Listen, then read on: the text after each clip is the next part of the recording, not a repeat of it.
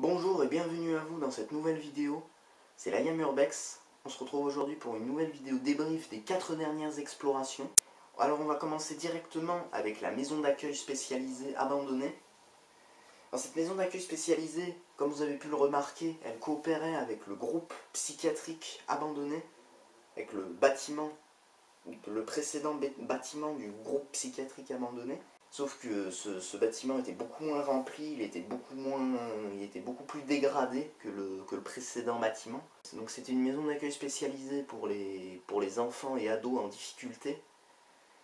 Les numéros, je me suis trompé, c'est en réalité pour détruire le bâtiment. Les deux bâtiments abandonnés, ils vont certainement les raser et reconstruire par-dessus.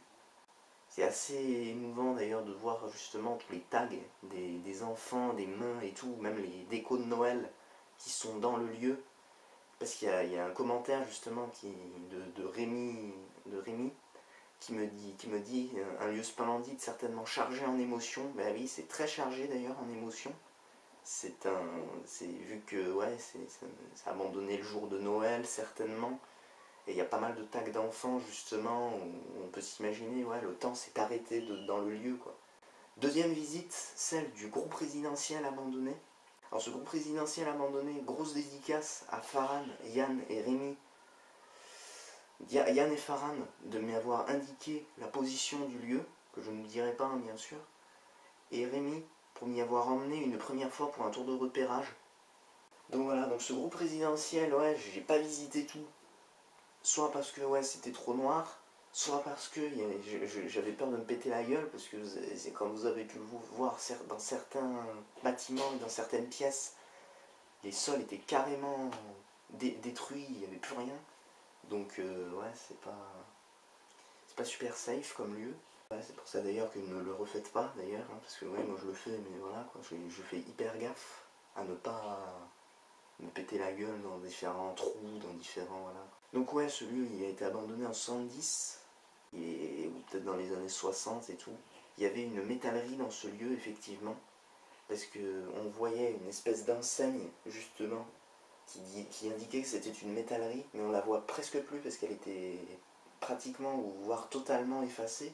Prochaine exploration, c'est la visite du camp de vacances en Grèce abandonné. Donc ce camp de vacances, effectivement, il est en Grèce. La vidéo a été tournée en mai 2020, justement, pendant ma période où j'étais en Grèce. Et ce camp de vacances, que dire dessus? Ouais, il a été abandonné justement pendant la dictature, pendant l'époque de dictature en Grèce. C'était dans les années 70. Et les Grecs l'ont abandonné justement pour cause qu'ils ne voulaient pas de la trace de la dictature en Grèce, parce que ça leur rappelait des mauvais souvenirs en fait. Donc oui, ce camp de vacances, ouais, il est vide. Il n'y a pas grand chose à voir dedans, sauf dans la maison en pierre où il y avait pas mal de choses qui étaient stockées. Et même dans la cave de la maison, de la dernière maison qui était effondrée. Ouais, il y avait pas mal de portes, de fenêtres, voilà. À part ça, il n'y avait pas grand chose, il y avait surtout des maisons vides et très dégradées. Et ouais, le mec qu'on voit dans la vidéo, c'est Ioannis, il était avec nous justement pour profiter de la nature. Et ouais, ce camp de vacances n'a pratiquement pas été utilisé parce que ouais, il y a eu des soucis justement avec cette dictature et le camp a été fini pratiquement à la fin de la dictature, donc il a quasi pas servi, peut-être 1 ou 2 ans sans plus quoi.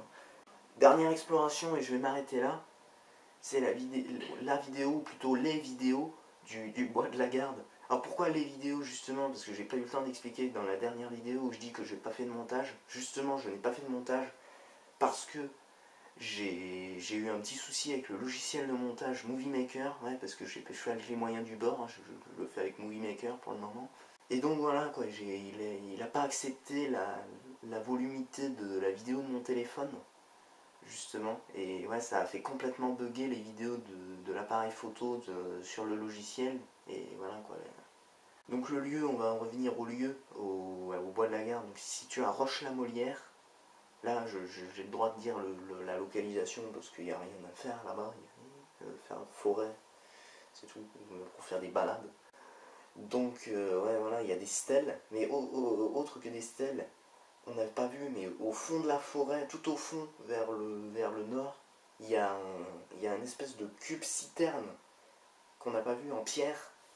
et qui est assez grand et assez volumineux. Et ouais, c'est assez impressionnant de le voir. Malheureusement, on l'a pas vu dans la vidéo parce que je suis pas allé jusque là-bas. Mais si on avait continué la route justement, où je cherche le chemin pour aller à l'autre stèle, on l'aurait certainement vu. Justement, il y avait les maisons, les groupes présidentiels juste à côté. Et voilà quoi, on aurait certainement vu la citerne à la fin du chemin sur notre droite. Et on l'a pas vu parce que je suis pas allé jusque là quoi.